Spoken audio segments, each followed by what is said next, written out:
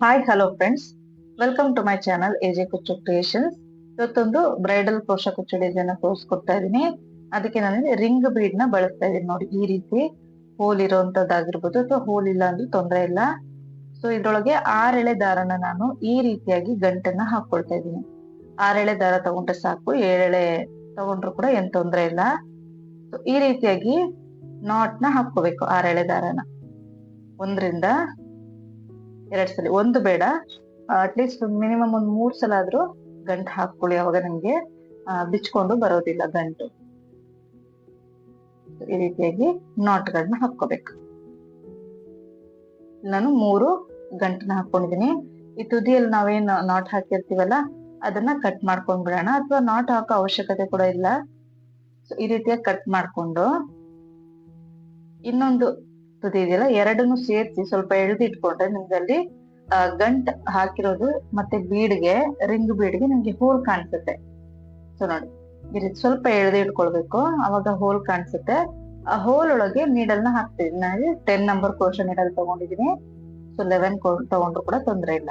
ಈ ಹೋಲ್ ಒಳಗೆ ನೀಡಲ್ ನ ಹಾಕಿ,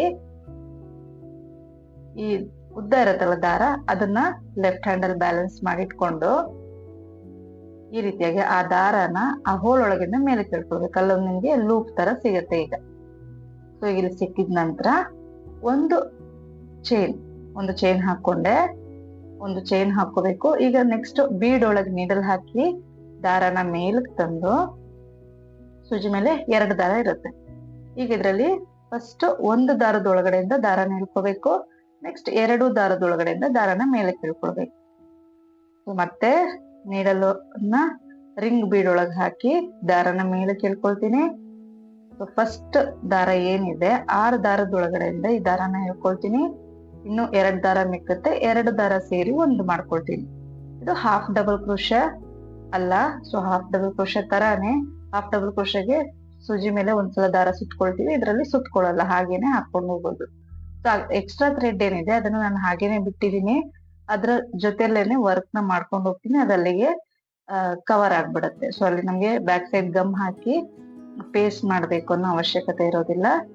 ಫಿನಿಶಿಂಗ್ ನೀಟಾಗಿ ಬರುತ್ತೆ. ಒಳಗಡೆನೆ ಅದು ಮುಚ್ಕೊಂಡು ಹೋಗ್ಬಿಡತ್ತೆ. ಸೊ ಡಿಸೈನ್ ಒಳಗಡೆ ಈ ರೀತಿಯಾಗಿ ಡಿಸೈನ್ ನ ಕಂಟಿನ್ಯೂ ಮಾಡ್ಕೊಂಡು ಹೋಗ್ಬೇಕು. ನೋಡಿ, ಹಾಗೇನೆ ಸೂಜಿ ಮೇಲೆ ದಾರ ಸುತ್ಕೊಳ್ಬಾರ್ದು. ಸೂಜಿನ ರಿಂಗ್ ಬೀಡ್ ಒಳಗ್ ಹಾಕ್ಬೇಕು. ನೋಡಿ, ಬೀಡ್ ಒಳಗ್ ಹಾಕಿ ದಾರನ ಮೇಲೆ ಕೇಳ್ಕೊಳ್ಳೋದು. ಫಸ್ಟ್ ಒಂದು ದಾರದನ್ನ ಒಂದ್ ಮಾಡ್ಕೊಂಡು ಮತ್ತೆ ಮಿಕ್ಕಿದ 2 ದಾರ ಒಂದ್ ಮಾಡ್ಕೋಬೇಕು. ಈ ರೀತಿಯಾಗಿ ಪೂರ್ತಿ ರಿಂಗ್ ಅನ್ನ ಫಿಲ್ ಮಾಡ್ಕೊಳ್ಬೇಕಾಗತ್ತೆ. ಸೊ ಅದು ತುಂಬಾ ಒಂದ್ರ ಮೇಲೆ ಹಾಕೊಳ್ಬಾರ್ದು. ಈ ರೀತಿ ಡಿಸೈನ್ ನ ಕ್ರೋಶೇನ, ಅಥವಾ ತುಂಬಾ ದೂರನೂ ಅಲ್ಲ, ಹತ್ರ ಬರೋ ರೀತಿ ಮಾಡ್ಕೊಳ್ಬೇಕು. ತೀರಾ ಟೈಟ್ ಆಗಿ ಮಾಡಿದ್ರೆ ನಿಮ್ಗೆ ಮೂವ್ ಆಗೋದಿಲ್ಲ, ಜರುಗಿಸ್ಕೊಳಕ್ ಆಗೋದಿಲ್ಲ. ಆ ಕಡೆ ಈ ಕಡೆ ಫ್ರೀ ಆಗಿ ಆರಾಮಾಗಿ ಈ ರೀತಿಯಾಗಿ ಮಾಡ್ಕೊಂಡು ಹೋಗ್ಬೋದು. ಬೇಕಿದ್ದಲ್ಲಿ ನೀವು ಹಾಫ್ ಡಬಲ್ ಕ್ರೋಶೇನ ಕೂಡ ಫಿಲ್ ಮಾಡ್ಕೊಳ್ಬಹುದು, ಅಥವಾ ಸಿಂಗಲ್ ಕ್ರೋಶೆ ಕೂಡ ಮಾಡ್ಕೊಳ್ಬಹುದು. ಸೊ ಬೇಕಿದ್ದಲ್ಲಿ ಆ ರೀತಿ ಮಾಡ್ಕೊಳ್ಬಹುದು. ಇದಂದ್ರೆ ನಿಮ್ಗೆ ಡಿಫ್ರೆಂಟ್ ಆಗಿ ಕಾಣಿಸುತ್ತೆ. ನೆಕ್ಸ್ಟ್ ಸ್ಟೆಪ್ಗೆ ಸ್ವಲ್ಪ ಈಸಿ ಆಗುತ್ತೆ ಈ ರೀತಿಯಾಗಿ ಮಾಡ್ಕೊಳ್ಳೋದ್ರಿಂದ. ಒಟ್ಟು ನಾನಿಲ್ಲಿ ಈ ರೀತಿ ಕ್ರೋಶೆನ 25 ಹಾಕೊಳ್ತಾ ಇದೀನಿ. 25ರಿಂದ 27ವರೆಗೂ ಕೂಡ ಹಾಕೊಳ್ಬಹುದು. ಸೊ ನೋಡಿ, ಈ ರೀತಿಯಾಗಿ ಕಾಣಿಸುತ್ತೆ. ಬ್ಯಾಕ್ ಸೈಡ್ ನೋಡಿ, ಎಕ್ಸ್ಟ್ರಾ ಥ್ರೆಡ್ ಇರೋದು ಫುಲ್ ಕವರ್ ಆಗಿದೆ. ನಾನೆಲ್ಲೂ ಕಟ್ ಮಾಡಿಲ್ಲ. ಅದಾದ್ಮೇಲಿಂದ ಗಮ್ ಕೂಡ ಹಾಕಿಲ್ಲ. ನೋಡಿ, ಈ ರೀತಿಯಾಗಿ ಫಿನಿಶಿಂಗ್ ಬರುತ್ತೆ. ನಮ್ಗೆ ಕೆಲಸನೂ ಕೂಡ ಕಡಿಮೆ ಆಗುತ್ತೆ. ಇಲ್ಲಿ ಪೂರ್ತಿ ನಾನು 25 ಕ್ರೋಶೇಸ್ ನ ಮಾಡ್ಕೊಂಡಿದೀನಿ. ಈಗ ಇಲ್ಲಿಂದ ನೋಡಿ, ಸ್ಟಾರ್ಟಿಂಗ್ ಅಲ್ಲಿ ನಾವು ಒಂದು ಚೈನ್ ಹಾಕಿರ್ತೀವಲ್ಲ, ಆ ಚೈನ್ ಒಳಗ್ ನೀಡಲ್ ಹಾಕಿ ದಾರನ ತಗೊಂಡ್ ಬಂದು ಈ ರೀತಿ 2 ದಾರ ಇರುತ್ತೆ ಸೂಜಿ ಮೇಲೆ, 2 ದಾರ ಸೇರಿ ಒಂದು ಮಾಡ್ಕೋಬೇಕು. ಅಲ್ಲಿ ಲಾಕ್ ಆಯ್ತು. ಈಗ ಇಲ್ಲಿಂದ ದಾರನ ಉದ್ದಕ್ಕೆ ಕಟ್ ಮಾಡ್ಕೊಳ್ತೀನಿ. ಸ್ವಲ್ಪ ಉದ್ದಕ್ಕೆ ಬಿಡಿ. ಸೊ ಯಾಕೆ ಅನ್ನೋದು ನೆಕ್ಸ್ಟ್ ಸ್ಟೆಪ್ ಅಲ್ಲಿ ನಾನು ಹೇಳ್ತೀನಿ. ಈ ರೀತಿ ಎಷ್ಟು ಬೇಕೋ ಅಷ್ಟು ಉದ್ದಕ್ಕೆ ಬಿಟ್ಟು ದಾರನ ಟೈಟ್ ಮಾಡ್ಕೊಳ್ಳೋದು. ಇಲ್ಲಿ ನಮ್ಗೆ ಒಂದು ಸ್ಟೆಪ್ ಫಿನಿಶ್ ಆಯ್ತು, ನೋಡ್ತಾ ಇರ್ಬೋದು. ಸೊ ನೋಡಿ, ಈಗ ಕಾಂಟ್ರಾಸ್ಟ್ ಕಲರ್ ದಾರ 6 ಎಳೆ ದಾರನೇ ಗಂಟು ಹಾಕೊಂಡು ತಗೊಂಡಿದೀನಿ. ಸೊ ಏನಕ್ಕೆ ನಾನು ದಾರ ಉದ್ದ ಬಿಡಕ್ ಹೇಳಿದೆ ಅಂದ್ರೆ, ಸೊ ನೆಕ್ಸ್ಟ್ ಸ್ಟೆಪ್ಗೆ ನಾನು ಇಲ್ಲಿ ದಾರನ ಇಲ್ಲಿ ಅಟ್ಯಾಚ್ ಮಾಡ್ಕೊಳ್ತಾ ಇದೀನಿ. ಸೊ ನಿಮ್ಗೆ ಇಲ್ಲಿ ಗಂಟು ಹಾಕೊಳ್ಳೋದಕ್ಕೆ ಎಷ್ಟು ಉದ್ದ ಬೇಕು ದಾರ, ಅಷ್ಟು ಉದ್ದನ ನೀವು ಬಿಟ್ಕೊಳ್ಬೇಕಾಗತ್ತೆ. ದಾರನ ಸ್ವಲ್ಪ ಚಿಕ್ಕದ್ ಮಾಡಿದ್ರೆ ನಿಮ್ಗೆ ಗಂಟು ಹಾಕೊಳ್ಳೋದಕ್ಕೆ ಕಷ್ಟ ಆಗುತ್ತೆ. ಹಾಗಾಗಿ ಸೊ ಒಬ್ಬೊಬ್ರು ಒಂದೊಂದು ರೀತಿಯಲ್ಲಿ ದಾರನ ಅಟ್ಯಾಚ್ ಮಾಡ್ಕೊಳ್ತಾರೆ. ನಾನ್ ಬಂದು ಈ ರೀತಿಯಾಗಿ ಮಾಡ್ಕೊಳ್ತೀನಿ. ಒಬ್ಬೊಬ್ರು ನೀಡಲ್ ಬಳಸ್ದಲ್ಲೇ ಕೂಡ ದಾರನ ಅಟ್ಯಾಚ್ ಮಾಡ್ಕೊಳ್ಳೋರು ಇರ್ತೀರಾ.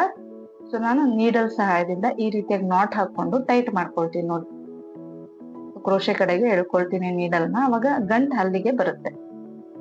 ಸೊ ಅಲ್ಲಿಗೆ ಬಂದ ಮೇಲೆ ನಿಧಾನಕ್ಕೆ ನೀಡಲ್ನ ಹೊರಗಡೆ ತಗೊಳ್ತೀನಿ. ನೀವು ನಾರ್ಮಲ್ ಸೂಜಿ ಬರುತ್ತಲ್ಲ ಅದ್ರಲ್ಲಿ ಮಾಡ್ಕೊಂಡ್ರೆ ಸ್ವಲ್ಪ ಈಸಿ ಆಗುತ್ತೆ. ನಾನಿಲ್ಲಿ ಕ್ರೋಶಾ ನೀಡಲ್ ಇಂದಾನೆ ನಾಟ್ ನ ಹಾಕೊಳ್ತಾ ಇದ್ದೀನಿ. ಸೊ ಈ ರೀತಿ ನಾಟ್ ಹತ್ರ ಬಂದ್ಮೇಲೆ ಕ್ರೋಶೆ ಹತ್ರಕ್ಕೆ ನೋಡಿ ಈ ರೀತಿ ಟೈಟ್ ಮಾಡ್ಕೊಳ್ಬೇಕು. ಟೈಟ್ ಮಾಡ್ಕೊಂಡು ನಿಧಾನಕ್ಕೆ ನೀಡಲ್ನ ಹೊರಗಡೆ ತಗೊಳ್ಬೇಕು ನೋಡಿ. ಟೈಟ್ ಆಗಿದೆ. ಈಗ ನೀಡಲ್ನ ಹೊರಗಡೆ ತಗೊಳ್ತೀನಿ.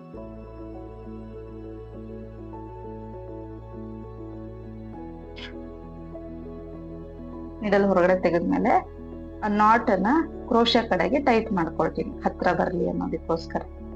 ಸೊ ನೋಡಿ ಇಷ್ಟೇ, ಈ ರೀತಿಯಾಗಿ ಟೈಟ್ ಆಗಿ ನಾಟ್ ನ ಹಾಕೋಬೇಕು. ಸೊ ಎಕ್ಸ್ಟ್ರಾ ಥ್ರೆಡ್ ನ ಲಾಸ್ಟ್ ಅಲ್ಲಿ ಕಟ್ ಮಾಡ್ಕೊಳ್ಬಹುದು. ಸೊ ಈ ರೀತಿ ಲೆಫ್ಟ್ ಹ್ಯಾಂಡ್ ಅಲ್ಲಿ ಈ ದಾರನ ಬ್ಯಾಲೆನ್ಸ್ ಮಾಡಿಟ್ಕೊಂಡು ಅಲ್ಲಿ ನಾವು ಲಾಕ್ ಮಾಡಿರ್ತೀವಲ್ಲ, ಇವಾಗ ನಾಟ್ ಹಾಕಿರ್ತೀವಲ್ಲ ಅಲ್ಲಿಗೆನೆ ಒಂದು ಲಾಕ್ ನ ಮಾಡ್ಕೊಳ್ತೀವಿ. ನಾವು ಪ್ರೀವಿಯಸ್ ಅಲ್ಲಿ ಎಂಡ್ ಮಾಡ್ಕೊಂಡಿರ್ತೀವಲ್ಲ ಲಾಕ್ ಹಾಕಿ ಅಲ್ಲಿಗೆನೆ ಒಂದು ಲಾಕ್ ನ ಮಾಡ್ಕೊಳ್ತಾ ಇದ್ದೀನಿ. ಇವಾಗ ಇಲ್ಲಿ ಲಾಕ್ ಆದ್ಮೇಲೆ ಸೊ ಇಲ್ಲಿಂದ 5 ಚೈನ್ ಅಥವಾ 4 ಚೈನ್ ಹಾಕೋಬೇಕು. ಸೊ ನಾನು ಇಲ್ಲಿ 4 ಚೈನ್ ಹಾಕಿದ್ದೀನಿ. 5 ಹಾಕೊಂಡ್ರು ಕೂಡ ಏನ್ ತೊಂದ್ರೆ ಇಲ್ಲ. ಈಗ ಸೂಜಿ ಮೇಲೆ 3 ಸಲ ದಾರನ ಸುತ್ಕೊಳ್ಬೇಕಾಗತ್ತೆ. ಸೊ 3 ಸಲ ದಾರ ಸುತ್ಕೊಂಡು ನೆಕ್ಸ್ಟ್ ಕ್ರೋಶೆ ಹೋಲ್ ಏನ್ ಕಾಣಿಸುತ್ತೆ ಅಲ್ಲಿ ನೋಡಿ ನೀಟಾಗಿ ಕಾಣಿಸುತ್ತೆ. ನೆಕ್ಸ್ಟ್ ನಾವಲ್ಲಿ ಲಾಕ್ ಮಾಡ್ಕೊಂಡಿರೋ ಜಾಗದಿಂದ ಮುಂದಕ್ಕೆ ಫಸ್ಟ್ ಹೋಲ್ ಏನ್ ಕಾಣಿಸುತ್ತೆ ಅಲ್ಲಿಗೆ ನೀಡಲ್ನ ಹಾಕ್ತಾ ಇದೀನಿ ನೋಡಿ. ಸೂಜಿ ಮೇಲೆ 3 ಸಲ ದಾರ ಸುತ್ಕೊಳ್ಬೇಕು. ಫಸ್ಟ್ ಹೋಲ್ ಏನ್ ಕಾಣಿಸುತ್ತೆ ಅಲ್ಲಿಗೆ ನೀಡಲ್ನ ಹಾಕ್ತೀನಿ. ನೀಡಲ್ ಹಾಕಿ ದಾರನ ಮೇಲೆ ಕೇಳ್ಕೊಳ್ಬೇಕು. ಈ ದಾರನ ಸೊ ದಾರನ ಮೇಲೆ ಕೇಳ್ಕೊಂಡು ಫಸ್ಟ್ 2 ದಾರ ಒಂದ್ ಮಾಡ್ಕೋಬೇಕು, ಸೆಕೆಂಡ್ 2 ದಾರ ಒಂದ್ ಮಾಡ್ಕೋಬೇಕು, ಅದಾದ ನಂತರ ಥರ್ಡ್ 2 ದಾರ ಒಂದ್ ಮಾಡ್ಕೋಬೇಕು, ನೆಕ್ಸ್ಟ್ ಫೋರ್ತ್ 2 ದಾರನ ಒಂದ್ ಮಾಡ್ಕೋಬೇಕು. ಟ್ರಿಪಲ್ ಕ್ರೋಶೆ ಮಾಡ್ತಾ ಇಲ್ಲ ನಾವಿಲ್ಲಿ. ಸೊ ಸೂಜಿಗೆ 4 ಸಲ ದಾರ ಸುತ್ಕೊಂಡಿರ್ತೀವಿ. ಸೊ ಹಾಗಾಗಿ ಈಗ ಇಲ್ಲಿಂದ 3 ಚೈನ್ ಹಾಕೊಳ್ತೀನಿ. 3 ಚೈನ್ ಹಾಕಿ ಈ ಚೈನ್ ಮತ್ತೆ ಕ್ರೋಶೆ ಏನ್ ಕಂಬ ಮಾಡಿರ್ತೀವಿ ಅದ್ರ ಮಧ್ಯದಲ್ಲಿ ನೀಡಲ್ ಹಾಕಿ ದಾರನ ತಂದು ಲಾಕ್ ನ ಮಾಡ್ಕೋಬೇಕು. ಸೊ ಅಲ್ಲಿ ನಮ್ಗೆ ಒಂದು ಪಿಕೌಟ್ ಆಗುತ್ತೆ. 3 ಚೈನ್ ಹಾಕಿ ಪಿಕೌಟ್ ಮಾಡ್ಕೊಂತೀನಿ. ಅದಾದ್ಮೇಲೆ ಸೂಜಿ ಮೇಲೆ 1 ಸಲ ದಾರ ಸುತ್ಕೋಬೇಕು. ಈ ಕ್ರೋಶೆ ಕಂಬ ಏನಿದೆ ಅದ್ರ ಮಧ್ಯದಲ್ಲಿ ನೀಡಲ್ ಹಾಕಿ ದಾರನ ತಂದು ಫಸ್ಟ್ 2 ದಾರ ಒಂದ್ ಮಾಡ್ಕೋಬೇಕು. ಅದಾದ ನಂತರ ಸೆಕೆಂಡ್ 2 ದಾರನ ಒಂದ್ ಮಾಡ್ಕೋಬೇಕು. ಒಂದು ಡಬಲ್ ಕ್ರೋಶೆ ಆಯ್ತು. ಫಸ್ಟ್ ಒಂದು ಪಿಕೌಟ್ ಮತ್ತೆ ಒಂದು ಡಬಲ್ ಕ್ರೋಶೆ. ಈಗ 3 ಚೈನ್ ಹಾಕಿ ಈ ಕಂಬದ ಪಕ್ಕದಲ್ಲಿ ನೀಡಲ್ನ ಹಾಕ್ಬೇಕು. ಇವಾಗ ಡಬಲ್ ಕ್ರೋಶೆ ಹಾಕಿರ್ತೀವಲ್ಲ ಅದ್ರ ಪಕ್ಕದಲ್ಲಿ ನೀಡಲ್ನ ಹಾಕಿ ಕಂಬದ ಪಕ್ಕದಲ್ಲೇ ನೀಡಲ್ ಹಾಕಿ ದಾರನ ತಂದು ಲಾಕ್ ನ ಮಾಡ್ಕೊಳ್ತೀನಿ. ಸೊ ಇಲ್ಲಿ ಡಬಲ್ ಕ್ರೋಶೆ ಮತ್ತೆ ಪಿಕೌಟ್ ಆಯ್ತು. ಸ್ಟಾರ್ಟಿಂಗ್ ಬರೀ ಪಿಕೌಟ್ ಮತ್ತೆ ಡಬಲ್ ಕ್ರೋಶೆ ಪಿಕೌಟ್. ಈಗ ಮತ್ತೆ ಸೂಜಿ ಮೇಲೆ ದಾರ ಸುತ್ಕೊಳ್ಬೇಕು. ದಾರ ಸುತ್ಕೊಂಡು ಅದೇ ಗ್ಯಾಪ್ ಅಲ್ಲಿ ಮತ್ತೆ ನೀಡಲ್ ಹಾಕಿ ದಾರನ ತರಬೇಕು. ತಂದು ಫಸ್ಟ್ 2 ದಾರ ಒಂದ್ ಮಾಡ್ಕೋಬೇಕು, ಸೆಕೆಂಡ್ 2 ದಾರನ ಒಂದ್ ಮಾಡ್ಕೋಬೇಕು. ಡಬಲ್ ಕ್ರೋಶೆ ಆಯ್ತು. ಈಗ 3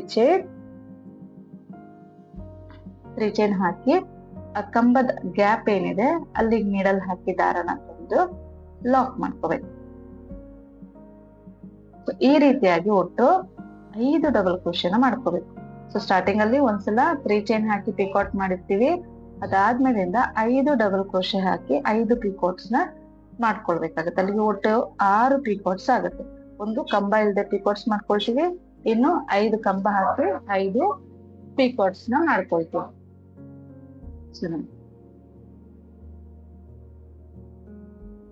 ಈ ರೀತಿಯಾಗಿ 5 ಪಿಕೌಟ್ಸ್ ನ ಮಾಡ್ಕೊಂಡು ಹೋಗ್ಬೇಕು. ಎಲ್ಲಾನು ಕೂಡ ಒಂದೇ ಲೆಂತ್ ಅಲ್ಲಿ ಇರ್ಬೇಕು. ನೀವು ಡಬಲ್ ಕ್ರೋಶೆ ಮಾಡ್ಕೊಳ್ಳುವಾಗ ಡಬಲ್ ಕ್ರೋಶೆ ಆದಷ್ಟು ಎಷ್ಟು ಚಿಕ್ಕದಾಗುತ್ತೋ ಅಷ್ಟು ಚಿಕ್ಕದ್ ಮಾಡ್ಕೊಳ್ಬೇಕು. ತೀರಾ ಉದ್ದಕ್ಕೆ ಕೂಡ ಮಾಡ್ಕೋಬಾರ್ದು, ಸ್ವಲ್ಪ ಲೆಂತಿಯಾಗಿ ಕೂಡ ಮಾಡ್ಕೊಳಕ್ ಹೋಗ್ಬಾರ್ದು. ಎಷ್ಟಾಗುತ್ತೋ ಅಷ್ಟು ಚಿಕ್ಕದಾಗಿ ಡಬಲ್ ಕ್ರೋಶೆ ಮಾಡ್ಕೊಂಡು ಅದಕ್ಕೆ 3 ಚೈನ್ ಹಾಕಿ ಪಿಕೌಟ್ಸ್ ನ ಹಾಕೊಳ್ಳೋದು ಅಷ್ಟೇ. ಡಿಸೈನ್ ನೋಡೋದಕ್ಕೆ ಸ್ವಲ್ಪ ಕಷ್ಟ ಅನ್ಸುತ್ತೆ, ಬಟ್ ಬೇಗ ಆಗೋಗ್ಬಿಡುತ್ತೆ ಡಿಸೈನ್, ಅಂತ ಕಷ್ಟ ಏನಿಲ್ಲ. ಸೊ ನೋಡಿ 5 ಕಂಬ ಹಾಕಿ 3 ಚೈನ್ ಹಾಕಿ ಪಿಕೋಟ್ಸ್ ನ ಮಾಡ್ಕೋಬೇಕು. ಮತ್ತೆ 3 ಚೈನ್, ಕಂಬದ ಗ್ಯಾಪ್ ಏನಿದೆ ಅಲ್ಲಿಗೆ ನೀಡನ್ನ ಹಾಕಿ ದಾರನ ತಂದು ಲಾಕ್ ನ ಮಾಡ್ಕೊಳ್ತೀನಿ.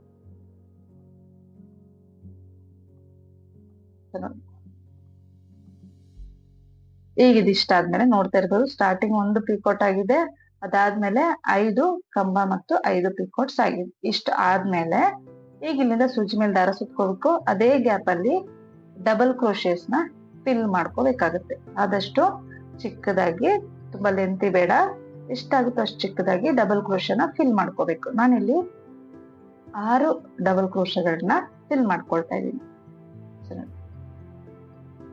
ಒಟ್ಟು 6 ಡಬಲ್ ಕ್ರೋಶೆ ಮಾಡ್ಕೋಬೇಕು. ಇದಕ್ಕೆ ಪಿಕೋಟ್ ಮಾಡೋ ಅವಶ್ಯಕತೆ ಇಲ್ಲ. ಸ್ಟಾರ್ಟಿಂಗು 3 ಚೈನ್ ಹಾಕಿ ಒಂದು ಪಿಕೋಟ್ ಮಾಡ್ತೀವಲ್ಲ, ಅದಾದ್ಮೇಲೆ 5 ಕಂಬ 5 ಪಿಕೋಟ್ಸ್ ಆಯ್ತು. ಈಗ 6 ಕಂಬಗಳನ್ನ ಫಿಲ್ ಮಾಡ್ಕೋಬೇಕು. ಈ 6 ಕಂಬಗಳಿಗೆ ಪಿಕೋಟ್ಸ್ ಹಾಕೋ ಅವಶ್ಯಕತೆ ಇಲ್ಲ, ಹಾಗೇನೆ 6 ಡಬಲ್ ಕ್ರೋಶಗಳನ್ನ ಮಾಡ್ಕೊಂಡು ಹೋಗ್ಬೇಕಾಗುತ್ತೆ.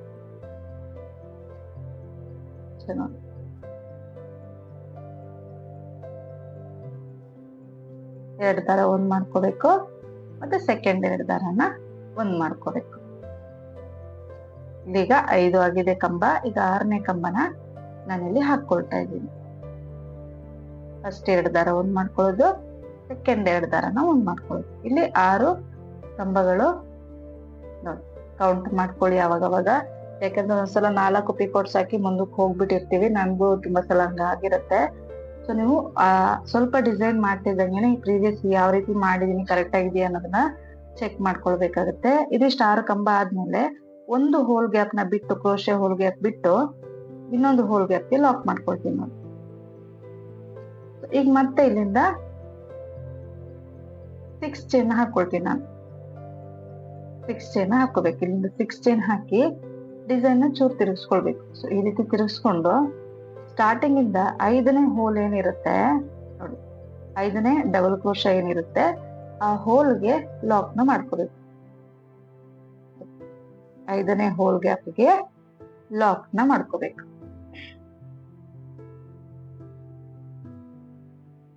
ಈಗ ಇಲ್ಲಿಂದ 3 ಚೈನ್ ಹಾಕಿ ಡಿಸೈನ್ ನ ತಿರುಗಿಸ್ಕೊಳ್ತೀನಿ. ತಿರುಗಿಸ್ಕೊಂಡು ಆ ಚೈನ್ ಗ್ಯಾಪ್ ಏನಿದೆ ಅಲ್ಲಿಗೆ ಲಾಕ್ ನ ಮಾಡ್ಕೊಳ್ತೀನಿ. ಅಲ್ಲಿಗೆ ಒಂದು ಪಿಕೋಟ್ ಆಗುತ್ತೆ. ಈಗ ಮತ್ತೆ ಸೂಜಿ ಮೇಲೆ ದಾರ ಸುತ್ಕೊಂಡು ಗ್ಯಾಪ್ ಅಲ್ಲಿ ನೀಡಲ್ ಹಾಕಿ ದಾರನ ತಂದು 2ಕ್ಕೆ ಒಂದ್ ಮಾಡ್ಕೋಬೇಕು, 2ಕ್ಕೆ ಒಂದ್ ಮಾಡ್ಕೋಬೇಕು. ಈಗ ಇಲ್ಲಿಂದ ಮತ್ತೆ 3 ಚೈನ್, ಗ್ಯಾಪ್ ಅಲ್ಲಿ ನೀಡಲ್ ಹಾಕಿ ದಾರನ ತಂದು ಲಾಕ್ ಮಾಡ್ಕೊಳ್ಬೇಕು. ಈ ರೀತಿಯಾಗಿ ಮತ್ತೆ ಈಗ 5 ಡಬಲ್ ಕ್ರೋಶೆ ಮಾಡಿ 5 ಪಿಕೋಟ್ಸ್ ನ ಮಾಡ್ಕೊಳ್ಬೇಕು. ಸ್ಟಾರ್ಟಿಂಗ್ ಬರೀ 3 ಚೈನ್ ಹಾಕಿ ಪಿಕೋಟ್ ಮಾಡ್ಕೊಂಡ್ವಿ, ಅದಾದ ನಂತರ 5 ಡಬಲ್ ಕ್ರೋಶೆ ಹಾಕಿ 5 ಪಿಕೋಟ್ಸ್ ನ ಮಾಡ್ಕೊಳ್ಬೇಕಾಗತ್ತೆ. ಸೊ ನಾನಿಲ್ಲಿ 2 ಕಲರ್ಸ್ ಅಲ್ಲಿ ತಗೊಂಡಿದ್ದೀನಿ ಮೋಟಿವ್ಸ್ ನ. ಇದನ್ನ ಮೋಟಿವ್ಸ್ ಅಂತ ಹೇಳ್ತಾರೆ. ಒಂದು ರಿಂಗ್ಗೆ ಬ್ಲೂ ಕಲರ್ ತಗೊಂಡಿದ್ದೀನಿ, ಇನ್ನ ಫ್ಲವರ್ ಏನ್ ಆರ್ಚ್ ಡಿಸೈನ್ ಬರುತ್ತೆ ಅದಕ್ಕೆ ಮೆರೂನ್ ತಗೊಂಡಿದ್ದೀನಿ. ಸೊ ಇದನ್ನೇ ನೆಕ್ಸ್ಟ್ ಡಿಸೈನ್ ಏನು ಮೋಟಿವ್ಸ್ ಮಾಡ್ಕೊಳ್ತೀನಿ ಅದನ್ನ ಆಲ್ಟರ್ನೇಟಿವ್ ಕಲರ್ಸ್ ಅಲ್ಲಿ ತಗೊಂಡಿದ್ದೀನಿ. ಸೊ ಒಂದು ರಿಂಗು ಬ್ಲೂ ಕಲರ್, ಒಂದು ರಿಂಗು ಮರೂನ್ ಕಲರ್, ಈ ರೀತಿಯಾಗಿ ಕಲರ್ಸ್ ನ ನಾನು ಚೇಂಜ್ ಮಾಡ್ಕೊಂಡಿದ್ದೀನಿ. ಬೇಕಿದ್ದಲ್ಲಿ ರಿಂಗ್ ನ ಮತ್ತೆ ಪೆಟಲ್ಸ್ ತರ ಡಿಸೈನ್ ಏನ್ ಬರುತ್ತೆ ಅದನ್ನು ಕೂಡ 2 ಕೂಡ ಸೇಮ್ ತಗೊಳ್ಬಹುದು. ಬಟ್ ನಿಮ್ಗೆ ಈ ರೀತಿಯಾಗಿ ಫಿನಿಶಿಂಗ್ ಬರೋದಿಲ್ಲ ಅಥವಾ ಈ ರೀತಿಯಾಗಿ ಚೆನ್ನಾಗಿ ಕಾಣಿಸೋದಿಲ್ಲ, ಅಟ್ರಾಕ್ಟಿವ್ ಆಗಿ ಕಾಣಿಸಲ್ಲ. ಸೊ ಬೇಕಿದ್ದಲ್ಲಿ ನೀವು ಟ್ರೈ ಕೂಡ ಮಾಡ್ಕೊಳ್ಬಹುದು. ಸೊ ಇಲ್ಲಿ ನಾನು ಮತ್ತೆ ನೋಡಿ 5 ಡಬಲ್ ಕ್ರೋಶ ಹಾಕಿ 5 ಪಿಕೋಟ್ಸ್ ನ ಕಂಟಿನ್ಯೂ ಮಾಡ್ತಾ ಇದ್ದೀನಿ. 3 ಚೈನ್ ಹಾಕಿ ಕಂಬದ ಗ್ಯಾಪ್ ಏನಿದೆ ಅಲ್ಲಿ ನೀಡಲ್ ಹಾಕಿ ದಾರನ ತಂದು 2 ದಾರ ಸೇರಿ ಒಂದ್ ಮಾಡ್ಕೋಬೇಕು. ಈಗ 5 ಪಿಕೋಟ್ಸ್ ಆಯ್ತು. ಈಗ ನೆಕ್ಸ್ಟ್ ಅಲ್ಲಿ 6 ಡಬಲ್ ಕ್ರೋಶೇಸ್ ನ ಫಿಲ್ ಮಾಡ್ತಾ ಇದ್ದೀನಿ. ಇಲ್ಲಿಗೆ ಪಿಕೋ ಹಾಕೋ ಅವಶ್ಯಕತೆ ಇಲ್ಲ. ಸ್ಟಾರ್ಟಿಂಗ್ ಅಲ್ಲಿ 3 ಚೈನ್ ಹಾಕಿ ಒಂದು ಪಿಕೋ ಹಾಕೊಳ್ತೀವಿ, ಅದಾದ್ಮೇಲೆ 5 ಡಬಲ್ ಕ್ರೋಶೆ ಮಾಡಿ 5 ಪಿಕೋ, ಅದಾದ್ಮೇಲೆ 6 ಡಬಲ್ ಕ್ರೋಶೆ. ಇಷ್ಟೇ ನೋಡಿ ಡಿಸೈನು. ಒಂದು ಮಾಡೋದು ನಿಮ್ಗೆ ಗೊತ್ತಾಯ್ತು ಅಂತಂದ್ರೆ, ಒಂದು ಮೋಟಿವ್ ಮಾಡೋದು ಗೊತ್ತಾಯ್ತು ಅಂದ್ರೆ ಪೂರ್ತಿ ನೀವು ಆರಾಮ್ಸೆ ಮಾಡ್ಕೊಂಡು ಹೋಗ್ಬೋದು. 6 ಡಬಲ್ ಕ್ರೋಶೇಸ್ ನ ಮಾಡ್ಕೊಳ್ತಾ ಇದ್ದೀನಿ.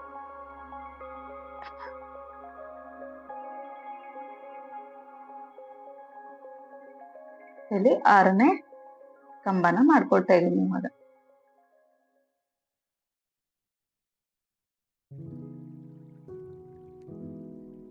6 ಕಂಬಗಳಾಗಿದೆ. ಈಗ ಅಲ್ಲಿ ಪ್ರೀವಿಯಸ್ ಲಾಕ್ ಮಾಡಿರ್ತೀವಲ್ಲ, ಅಲ್ಲಿಂದ ಒಂದು ಹೋಲ್ ಗ್ಯಾಪ್ ನ ಬಿಟ್ಟು ನೆಕ್ಸ್ಟ್ ಹೋಲ್ ಗ್ಯಾಪ್, 2ನೇ ಹೋಲ್ ಗ್ಯಾಪ್ಗೆ ಲಾಕ್ ನ ಮಾಡ್ಕೊಳ್ತೀವಿ. ನೋಡಿ, ಈ ರೀತಿಯಾಗಿ ಒಟ್ಟು 4 ಪೆಟಲ್ಸ್ ನ ಮಾಡ್ಕೊಳ್ಬೇಕಾಗುತ್ತೆ. ಒಂದು ರಿಂಗ್ಗೆ 4 ಈ ರೀತಿಯಾಗಿ ಪೆಟಲ್ಸ್ ನ ಮಾಡ್ಕೋಬೇಕು. ಈಗ ನೋಡಿ, ಅಲ್ಲಿ ಲಾಕ್ ಆದ್ಮೇಲೆ ಮತ್ತೆ ನಾನೀಗ 6 ಚೈನ್ ಹಾಕೊಳ್ತೀನಿ. 6 ಚೈನ್ ಹಾಕಿ ಡಿಸೈನ್ ನ ಚೂರ್ ತಿರುಗಿಸ್ಕೊಂಡು ಅಲ್ಲಿ 5ನೇ ಕಂಬದ ಹೋಲ್ ಗ್ಯಾಪ್ ಏನ್ ಕಾಣಿಸುತ್ತೆ ಅಲ್ಲಿಗೆ ಲಾಕ್ ನ ಮಾಡ್ಕೊಳ್ತೀನಿ. 5ನೇ ಕಂಬದ ಹೋಲ್ ಗ್ಯಾಪಿಗೆ ಲಾಕ್ ಮಾಡ್ಕೊಳ್ತೀನಿ. ಅದಾದ ನಂತರ 3 ಚೈನ್ ಹಾಕಿ ಡಿಸೈನ್ ನ ತಿರುಗಿಸ್ಕೊಂಡು ಚೈನ್ ಮಧ್ಯದಲ್ಲಿ ಏನ್ ಗ್ಯಾಪ್ ಇದೆ ಅಲ್ಲಿಗೆ ಲಾಕ್ ಮಾಡ್ಕೊಳ್ತೀನಿ. ಸೊ ಈಗ ಮತ್ತೆ 5 ಡಬಲ್ ಕ್ರೋಶೆ ಪಿಕೋಟ್ಸ್ ಮತ್ತೆ 6 ಕಂಬನ ಫಿಲ್ ಮಾಡ್ಕೊಳ್ಳೋದು. ಈ ರೀತಿಯಾಗಿ ಒಟ್ಟು 4 ಪೆಟಲ್ಸ್ ತರ ಡಿಸೈನ್ ನ ಮಾಡ್ಕೊಳ್ಬೇಕಾಗುತ್ತೆ ರಿಂಗ್ಗೆ. ನೋಡಿ, 4ನೇದು ಮಾಡ್ಕೊಂಡಿದೀನಿ, ಅಲ್ಲಿ ಲಾಕ್ ಕೂಡ ಮಾಡ್ಕೊಂಡಿದೀನಿ. ಸೊ ಇಲ್ಲಾದ್ಮೇಲೆ 3 ಚೈನ್ ನ ಎಕ್ಸ್ಟ್ರಾ ಹಾಕೊಳ್ತಾ ಇದೀನಿ. ಇಷ್ಟೇ ನೋಡಿ ಡಿಸೈನ್. 4 ಪೆಟಲ್ಸ್ ಬಂದ್ರೆ ಆಯ್ತು. 3 ಚೈನ್ ಹಾಕಿ ದಾರನ ಕಟ್ ಮಾಡ್ಕೊಳ್ತೀನಿ. ಇಷ್ಟೇ ಕಟ್ ಮಾಡಿ ನೀಡಲ್ನ ಮೇಲೆ ಇಳ್ಕೊಳ್ತೀನಿ. ಅಲ್ಲಿಗೆ ನೀಟಾಗಿ ಲಾಕ್ ಆಗುತ್ತೆ, ಬಿಚ್ಕೊಂಡು ಬರೋದಿಲ್ಲ ಡಿಸೈನ್ ನಿಮ್ಗೆ. ಸೊ ಬ್ಯಾಕ್ ಸೈಡ್ ಈ ರೀತಿಯಾಗಿ ಕಾಣಿಸುತ್ತೆ, ಫ್ರಂಟ್ ಸೈಡ್ ಈ ರೀತಿಯಾಗಿ ಕಾಣಿಸುತ್ತೆ. ನಿಮ್ಗೆ ಯಾವ ಸೈಡ್ ಮೇಲೆ ಬೇಕೋ ಆ ರೀತಿ ಕೂಡ ಮಾಡ್ಕೊಳ್ಬಹುದು, ಏನ್ ತೊಂದ್ರೆ ಇಲ್ಲ. ಸೊ ನಾನು ರಾಂಗ್ ಸೈಡ್ಗೆ ಗ್ಲೂನ ಹಾಕೊಳ್ತಾ ಇದೀನಿ. ಇದು ರಾಂಗ್ ಸೈಡ್ ಬರುತ್ತೆ. ಸೊ ಇಲ್ಲಿ ಯಾವ ಕಲರ್ ಥ್ರೆಡ್ ಎಕ್ಸ್ಟ್ರಾ ಇದೆಯೋ ಆ ಕಲರ್ಗೆ ನಾನು ಗಮ್ನ ಹಾಕಿ ಅಂಟಿಸ್ಕೊಳ್ತಾ ಇದೀನಿ. ಸೊ ಇದನ್ನ ಬ್ಯಾಕ್ ಸೈಡ್ ಬರುತ್ತೆ, ಏನ್ ಕಾಣಿಸೋದಿಲ್ಲ. ಹೇಗ್ ಬೇಕಾದ್ರೂ ನೀವು ಗಮ್ನ ಹಾಕಿ ಅಂಟಿಸ್ಕೊಳ್ಬಹುದು. ಸೊ ಗ್ಲೂ ಹಾಕಿ ಎಕ್ಸ್ಟ್ರಾ ಥ್ರೆಡ್ ಏನಿದೆ ಅದನ್ನ ಸ್ಟಿಕ್ ಮಾಡ್ಕೊಳ್ತೀನಿ ಸ್ಟಾರ್ಟಿಂಗ್ ಅಲ್ಲಿ. ಈ ರೀತಿಯಾಗಿ ಸ್ಟಿಕ್ ಮಾಡ್ಕೊಂಡು ಎಕ್ಸ್ಟ್ರಾ ಥ್ರೆಡ್ ಏನಿದೆ ಅದನ್ನ ಕಟ್ ಮಾಡ್ಕೊಂಡು ತೆಗಿಬೇಕಾಗತ್ತೆ. ನೋಡಿ, ಈ ರೀತಿಯಾಗಿ 2 ಸ್ಟಾರ್ಟಿಂಗ್ ಅಲ್ಲಿ ಮತ್ತೆ ಎಂಡಿಂಗ್ ಅಲ್ಲಿ ಏನ್ ದಾರ ಇದೆ ಅದನ್ನ ಎಕ್ಸ್ಟ್ರಾ ಎಷ್ಟಿದೆ ಅಷ್ಟನ್ನ ಕಟ್ ಮಾಡ್ಕೊಂಡು ತೆಗಿಬಿಡ್ಬೇಕು.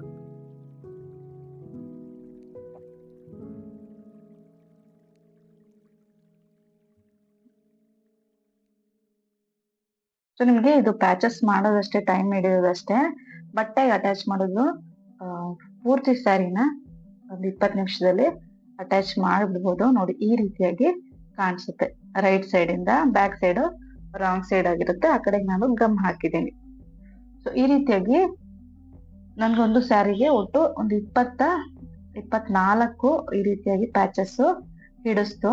ಸೊ ನೋಡ್ತಾ ಇರ್ಬೋದು, ಈ ರೀತಿಯಾಗಿ ಕಾಣಿಸುತ್ತೆ. ನೋಡಿ, ಒಂಥರ ಶಂಕ ತರ ಬರುತ್ತೆ ಆ ಡಿಸೈನು ರಿಂಗ್ ಸುತ್ತಾನು. ಈ ರೀತಿಯಾಗಿ ನಾನು ಮಾಡ್ಕೊಳ್ತೀನಿ. ಆಲ್ಟರ್ನೇಟಿವ್ ಕಲರ್ಸ್ ಅಲ್ಲಿ ಪ್ಯಾಚಸ್ ನ ರೆಡಿ ಮಾಡಿ ಇಟ್ಕೊಂಡಿದ್ದೀನಿ. 25 ಪ್ಯಾಚಸ್ ನ ನನಗೆ ಸ್ಯಾರಿಗೆ ಬೇಕಾಯ್ತು. ಸೊ ನೋಡ್ತಾ ಇರ್ಬೋದು, ರಾಂಗ್ ಸೈಡ್ಗೆ ಗಮ್ ಹಾಕಿ ಪೇಸ್ಟ್ ಮಾಡಿದೀನಿ. ನೋಡ್ತಾ ಇರ್ಬೋದು, ಪೂರ್ತಿನ ರೆಡಿ ಮಾಡಿ ಇಟ್ಕೊಂಡಿದೀನಿ. ಈಗ ಯಾವ ರೀತಿ ಸ್ಯಾರಿಗೆ ಅಟ್ಯಾಚ್ ಮಾಡೋದು ಅಂತ ನೋಡೋಣ ಬನ್ನಿ. ನಾನಿಲ್ಲಿ 2.5 ಇಂಚಷ್ಟು ಗ್ಯಾಪ್ಗೆ ಒಂದು ಮೋಟಿವ್ಸ್ ನ ಅಟ್ಯಾಚ್ ಮಾಡ್ತಾ ಇದ್ದೀನಿ. ನೋಡ್ತಾ ಇರ್ಬೋದು, 2.5 ಇಂಚ್ ಇದ್ರೆ ಕರೆಕ್ಟ್ ಆಗಿ ಇಡ್ಸುತ್ತೆ. ತೀರಾ ಹತ್ರ ಹಾಕೊಂಡ್ರು ಚೆನ್ನಾಗ್ ಕಾಣಿಸಲ್ಲ, ಅಥವಾ ತುಂಬಾ ದೂರ ಅಂತೂ ಕೂಡ ಚೆನ್ನಾಗ್ ಕಾಣಿಸಲ್ಲ. 2 ಅಥವಾ 2 ಇಂಚು ಕೂಡ ತುಂಬಾ ಹತ್ರ ಆಗುತ್ತೆ. 2.5 ಕರೆಕ್ಟ್ ಆಗಿ ಇಡ್ಸುತ್ತೆ. ಸೊ ನೋಡ್ತಾ ಇರ್ಬೋದು, ನಾರ್ಮಲ್ ಹೆಮ್ಮಿಂಗ್ ನೀಡಲ್ಗೆ ಕಾಟನ್ ಥ್ರೆಡ್ ನ ಪೋಣ್ಸ್ ಇಟ್ಕೊಂಡಿದೀನಿ. ಸೊ ಈ ರೀತಿ ಹೆಮ್ಮಿಂಗ್ ನೀಡಲ್ ಇದೆಯಲ್ಲ, ಅದಕ್ಕೆ ದಾರನ ಪೋಣಿಸಿ ಒಂದೇ ಒಂದು ನಾಟ್ ನ ತುದಿಯಲ್ಲಿ ಹಾಕೊಂಡಿದೀನಿ. ತುಂಬಾ ದಪ್ಪಕ್ಕೆ ಗಂಟು ಹಾಕೊಳ್ಬೇಡಿ. ಸೊ ಒಂದು ನಾಟ್ ನ ಹಾಕೊಂಡಿದೀನಿ ಇಷ್ಟೇ. ಸೊ ನೀವು ಕೇಳ್ಬೋದು, ದಾರ ಹೊರಗಡೆ ಬರೋದಿಲ್ವಾ ಅಂತ ಅಂದ್ಬಿಟ್ಟು. ಸೊ ಯಾವ ರೀತಿ ಅಟ್ಯಾಚ್ ಮಾಡೋದು ಅಂತ ತೋರಿಸ್ಕೊಡ್ತೀನಿ ನೋಡಿ. ಸೊ ಈ ರಿಂಗ್ ಏನ್ ಬರುತ್ತೆ ಈ ಪ್ಯಾಚ್ ಅಲ್ಲಿ, ಸೊ ಅದು ಕರೆಕ್ಟ್ ಆಗಿ ನಾವೇನ್ ಮಾರ್ಕ್ ಮಾಡ್ಕೊಂಡಿರ್ತೀವಿ ಅದಕ್ಕೆ ಸೆಂಟರ್ ಅಲ್ಲಿ ಬರ್ಬೇಕು ನೋಡಿ. ಮಾರ್ಕ್ಗೆ ಸೆಂಟರ್ ಬರ್ಬೇಕು. ರಿಂಗ್ ಪೂರ್ತಿ ಸ್ಯಾರಿಗೆ ಕವರ್ ಆಗ್ಬೇಕು. ಬೇಕಿದ್ದಲ್ಲಿ ನೀವು ಉಲ್ಟಾನು ಕೂಡ ಸ್ಯಾರಿಗೆ ಅಟ್ಯಾಚ್ ಮಾಡ್ಬೋದು. ಇದನ್ನ ಈ ರೀತಿ ಸೆಂಟ್ರಲ್ಲಿ ಇಟ್ಟು ರೈಟ್ ಸೈಡ್ಗೆ ನೀವಲ್ಲಿ ಆ ಪೆಟಲ್ ಬರುತ್ತಲ್ಲ ಅಲ್ಲಿ ಕೈನ ಇಟ್ಟು ಬ್ಯಾಲೆನ್ಸ್ ನ ಮಾಡ್ಕೊಳ್ಬೇಕು. ಈಗ ಸೂಜಿನ ಈ ಬ್ಯಾಕ್ ಸೈಡ್ ಇಂದ ಹಾಕೊಳ್ಬೇಕು. ನೀಡಲ್ನ ಹಾಕಿ ಕ್ರೋಶ ಸಮೇತ ಚುಚ್ಕೊಳ್ಬೇಕು. ಸೀರೆ ಮತ್ತೆ ಕ್ರೋಶ ಎರಡಕ್ಕೂ ಸೇರಿಸಿ ಚುಚ್ಕೊಂಡು ಅಲ್ಲಿ ನಾವು ಎಂಡಲ್ಲಿ ಒಂದು ನಾಟ್ ಹಾಕಿರ್ತೀವಲ್ವಾ ದಾರಕ್ಕೆ, ಅದ್ರ ಒಳಗಡೆಯಿಂದ ದಾರನ ಮೇಲೆ ಕೇಳ್ಕೊಳ್ಬೇಕು. ಆವಾಗ ನಿಮ್ಗೆ ನೀಟಾಗಿ ಒಂದು ನಾಟ್ ಆದಂಗೆ ಆಗುತ್ತೆ, ಬಿಚ್ಕೊಂಡ್ ಬರೋದಿಲ್ಲ ನಿಮಗೆ. ನೋಡ್ತಾ ಇರ್ಬೋದು ಸೀರೆ ನಾನು ಸೀದಾ ಇಟ್ಕೊಂಡಿದೀನಿ, ಅಂದ್ರೆ ರೈಟ್ ಸೈಡ್ ನ ಮೇಲ್ಭಾಗದಲ್ಲಿ ಬರೋ ರೀತಿ ಇಟ್ಕೊಂಡು ಸ್ಟಿಚ್ ಮಾಡ್ತಾ ಇದ್ದೀನಿ. ಸೊ ಈ ರೀತಿ ಒಂದು ನಾಟ್ ಆದ್ಮೇಲೆ ಈ ರೀತಿಯಾಗಿ ಇಟ್ಕೊಂಡು ಈ ರಿಂಗ್ ಬೀಡದು ರೈಟ್ ಸೈಡ್ಗೆ ನಾನು ನೀಡನ್ನ ಹಾಕೊಳ್ತಾ ಇದ್ದೀನಿ. ಕೆಳಗಡೆಯಿಂದಾನೆ ರಿಂಗ್ ಬೀಡನ್ನ ರೈಟ್ ಸೈಡ್ಗೆ ನೀಡನ್ನ ಹಾಕೋಬೇಕು. ಹಾಕೊಂಡು ಮೇಲೆ ಕೇಳ್ಕೊಳ್ತೀನಿ.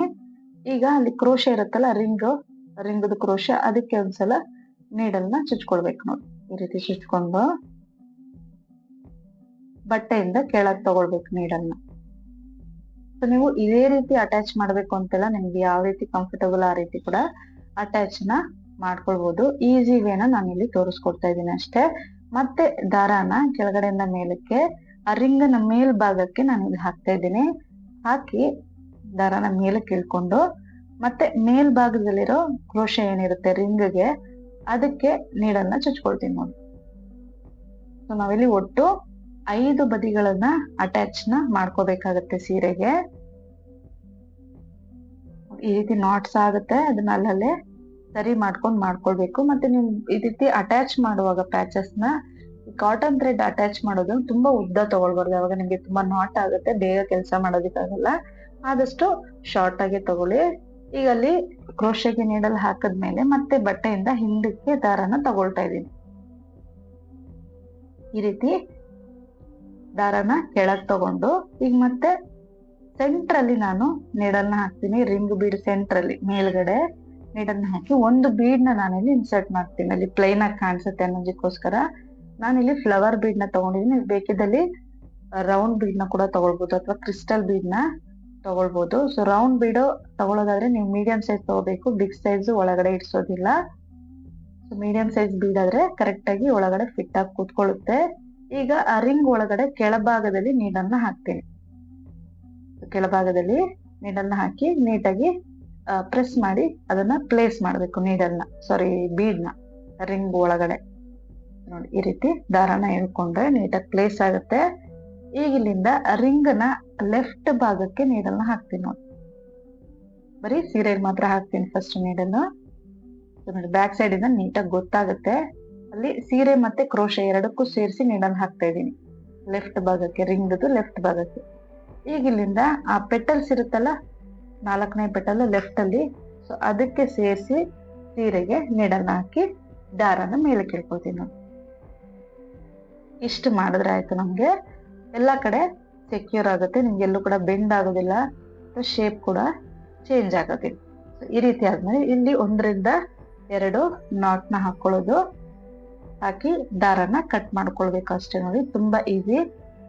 25 ಈ ರೀತಿ ಪ್ಯಾಚಸ್ ನ ರೆಡಿ ಮಾಡ್ಕೊಂಡ್ರೆ ಒಂದು 20 ನಿಮಿಷದಲ್ಲಿ ನೀವು ಪೂರ್ತಿ ಸ್ಯಾರಿನ ಅಟ್ಯಾಚ್ ಮಾಡ್ಕೋಬಹುದು. ಈ ಪ್ಯಾಚಸ್ ಮಾಡೋದು ಸ್ವಲ್ಪ ಟೈಮ್ ಹಿಡಿಯುತ್ತೆ ಅಷ್ಟೇ, ಬಿಟ್ರೆ ಅಟ್ಯಾಚ್ ಮಾಡೋದು ತುಂಬಾ ಅಂದ್ರೆ ತುಂಬಾ ಈಸಿ ಇದೆ. ಬೀಡ್ ಬೇಕಿದ್ರೆ ಹಾಕೊಳ್ಳಿ, ಇಲ್ಲಾಂದ್ರೆ ಸ್ಕಿಪ್ ಮಾಡ್ಬೋದು.